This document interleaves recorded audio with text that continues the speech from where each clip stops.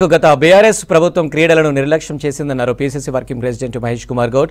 ప్రభుత్వ, ప్రైవేటు విద్యా సంస్థలు క్రీడలకు ప్రాధాన్యతనివ్వాలని కోరారు. వేములవాడ పట్టణాభివృద్ధిపై రివ్యూ నిర్వహించారు విప్ ఆది శ్రీనివాస్. గత ప్రభుత్వం చేసిన పనులపై సమీక్షించి మరిన్ని విధులు మంజూరు చేయాలని చర్యలు తీసుకుంటామని చెప్పారు. నిజాం సాగర్ ప్రాజెక్టు నుంచి నీటిని విడుదల చేశారు ఎమ్మెల్యేలు. కాంగ్రెస్ ప్రభుత్వం రైతులకు అండగా ఉంటుందని తెలిపారు.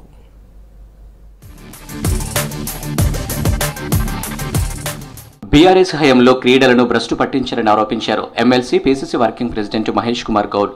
స్పోర్ట్స్ కు గత ప్రభుత్వం నిధులు కేటాయించలేదని విమర్శించారు. చాలా స్కూళ్లలో ప్లే గ్రౌండ్స్ లేవన్నారు. గతంలో కాంగ్రెస్ హయాంలో తీసుకొచ్చిన స్పోర్ట్స్ హాస్టల్స్ లో తెలుగు రాష్ట్రాల నుంచి దాదాపు 200 మంది జాతీయ, అంతర్జాతీయ ప్లేయర్లుగా ఎదిగారని తెలిపారు. ఇంటర్నేషనల్ ఒలింపిక్ డే సెలబ్రేషన్స్ లో పాల్గొన్నారు మహేష్ కుమార్ గౌడ్.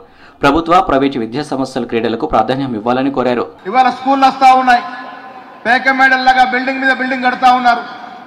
ఒక్క స్కూలు కూడా గొప్పగా చెప్పుకునే స్కూళ్ళకి, కొన్ని స్కూళ్ళు మినహా చాలా స్కూళ్ళకి ప్లే గ్రౌండ్స్ ఉండవు. క్రీడలకి అతి తక్కువ బడ్జెట్ ఇస్తా వచ్చింది 10 ఏళ్ళుగా ప్రభుత్వం. మీరు ముఖ్యమంత్రితో మాట్లాడి క్రీడలకి బడ్జెట్ పెంచి తెలంగాణ రాష్ట్రంలో క్రీడాకారులందరూ కూడా ప్రోత్సహించే విధంగా మీరు చొరవ తీసుకోవాల్సిందిగా మన్న జూపల్లి కృష్ణారావు గారికి మనస్ఫూర్తిగా కోరుతా ఉన్నాను. వేములవాడ పట్టణ సమగ్రాభివృద్ధి ప్రభుత్వ లక్ష్యమన్నారు విప్ ఆది శ్రీనివాస్. రాజన్న ఆలయంలో చైర్మన్తో కలిసి సమీక్ష నిర్వహించారు. గుడి చెరువులోకి మురికి నీళ్లు గలవకుండా తీసుకునే చర్యలు, రోడ్ వైడనింగ్, ఆలయంలో భక్తుల సమస్యలు, కోడెల గోశాల ఆధునీకరణపై సమీక్షించారు. గత ప్రభుత్వంలో చేసిన పనులపై సమీక్షించి అభివృద్ధి కోసం మరిన్ని నిధులు విడుదల చేస్తామన్నారు ఆది శ్రీనివాస్. వేములవాడ ఆలయ అభివృద్ధి, వేములవాడ పట్టణ అభివృద్ధి సమాంతరంగా జరపాలని ఒక లక్ష్యంతో సమీక్షా సమావేశాన్ని ఏర్పాటు చేయడం జరిగింది. క్షేత్రస్థాయి పరిశీలన జరిపి అభివృద్ధిని శరవేగంగా జరపాలని చెప్పి ఒక నిర్ణయం ఈ సందర్భంగా తీసుకోవడం జరిగింది.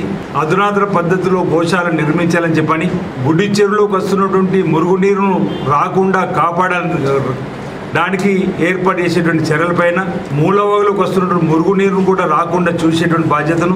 కామారెడ్డి జిల్లా నిజాం సాగర్ ప్రాజెక్టు నుంచి ఖరీఫ్ పంట సాగుకు నీటిని విడుదల చేశారు మాజీ speaker Banswada MLA Pocharam Srinivasa Reddy. Jukkal MLA Thota Lakshmi కాంతారావుతో కలిసి పోచారం శ్రీనివాసరెడ్డి నీటిని విడుదల చేశారు.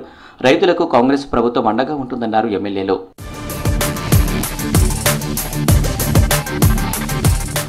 గత పాలకులు రామగుండం అభివృద్ధిని విస్మరించారన్నారు ఎమ్మెల్యే మక్కన్ సింగ్ రాజ్ ఠాకూర్. తాము 1000 కోట్ల ప్రత్యేక నిధులతో రామగుండానికి పూర్వ వైభవం తీసుకొస్తామని చెప్పారు. సీఎం రేవంత్, మంత్రి శ్రీధర్ బాబు సహకారంతో అభివృద్ధి చేస్తామని చెప్పారు ఎమ్మెల్యే.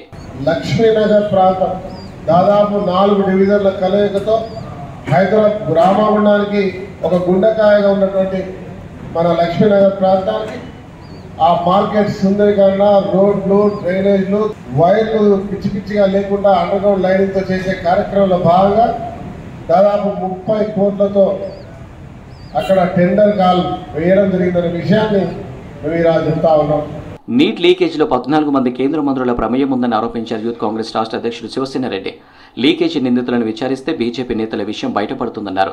లీకేజీకి నైతిక బాధ్యత వహించి కేంద్ర విద్యాశాఖ మంత్రి రాజీనామా చేయాలని డిమాండ్ చేశారు. ఒకే విడతలో రైతు రుణమాఫీ చేయాలన్న ప్రభుత్వ నిర్ణయంపై హర్షం వ్యక్తం చేశారు కాంగ్రెస్ నేతలు. సిటీతో పాటు జిల్లాల్లో సీఎం రేవంత్ మంత్రుల చిత్రపటాలకు పాలాభిషేకాలు చేశారు.